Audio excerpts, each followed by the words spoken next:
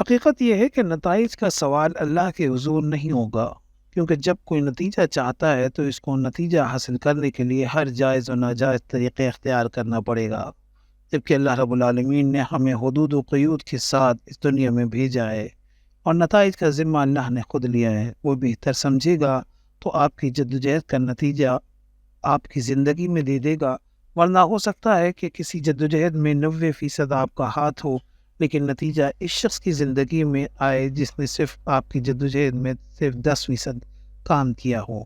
ہمیں ہمیشہ اس لمحے کے بارے میں فکر مند ہونا چاہیے جو گزر رہا ہے۔ اس لمحے میں ہم کیا جدوجہد کریں گے اور کون سی دیوار ہے جس کو بنانے کی جدوجہد میں ہم پہلی اینٹ رکھیں گے۔ یہ فیصلہ ہم نے فطرت کی آواز کو سنتے ہوئے کرنا ہے۔ اب وہ دیوار کب بنے گی، کون اس کو مکمل کرے گا یا کون اس سے فائدہ اٹھائے گا، کون لوگ ہوں گے، یہ سوچنا ہمارا کام نہیں ہے۔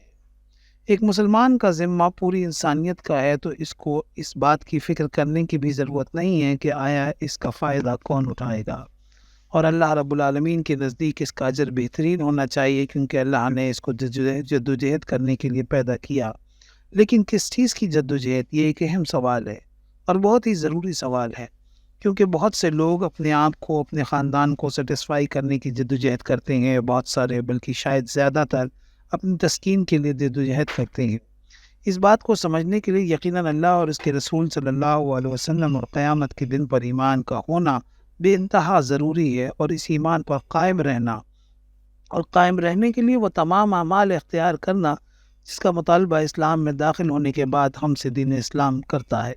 یعنی نماز قائم کرنا، جو کہ ہماری لائن اور لینتھ ٹورڈ رضائے الہی سیدھا رکھنے میں اہم کردار ادا کرتی ہے، اور یہی حال روزے، زکوٰۃ اور حج اور جہاد کا ہے۔ نماز ہمارے وقت کو پاک صاف کرتی ہے، جبکہ روزہ ہمارے جسم کی گندگی جو سال بھر میں آ چکی تھی اس کو صاف کرتا ہے، جبکہ زکوٰۃ ہماری نیت کو صاف اور حج ہمارے مال اور عملی جدوجہد کو واضح طور پر ڈیفائن کرتا ہے۔ اور آخری اور انتہائی ضروری، بہت ہی بنیادی رکن ہے جس کی بغیر تمام اراکین کو کرنا ناممکن ہے، وہ ہے جہاد۔ یہ کسی بھی خیمے کا درمیانی ستون ہے جس کے بغیر چاروں ستونوں کا لمبے عرصے تک کھڑا رہنا ممکن ہی نہیں۔ یہ وہ ٹولز ہیں جو اس بات کا شعور دیتے ہیں کہ ہمیں کس سمت میں جدوجہد کرنی ہے۔ یقیناً اس تمام گفتگو سے یہ سمجھنا آسان ہے کہ جدوجہد رضائے الہی کے لیے کرنی ہے،